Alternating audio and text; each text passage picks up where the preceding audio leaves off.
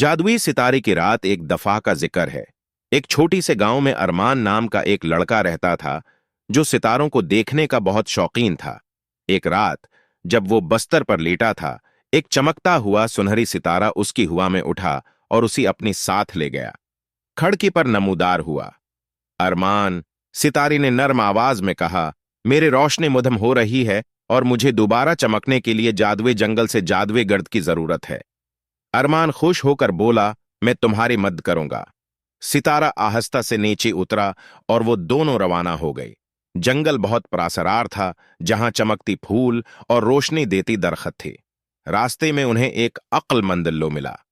जादुई गर्द हासिल करने के लिए मेरा फीली हल करो। वो क्या चीज ही जो अंधेरी रात में सबसे ज्यादा चमकती है? अरमान ने गहरे सोच में पड़कर जवाब दिया, एक मेहरबान है जो अपने प्यारों के लिए हर मुमकिन कोशिश करता है। दिल। अल्लू खुशी से चीखा और उसी जादुई गर्द की थैली दे दी। अरमान ने जैसे है वो गर्द छड़की, सितारा मजीद चमकने लगा। शुक्रिया अरमान, तुम्हारी मेहरबानी ने मुझे बचा लिया। सितारा आसमान में वापस जाकर पहले से ज्यादा रोशन हो गया। इस रात जब अरमान सो गया, वो जानता था कि आसमान में एक नया दोस्त उसकी निगरानी कर रहा है।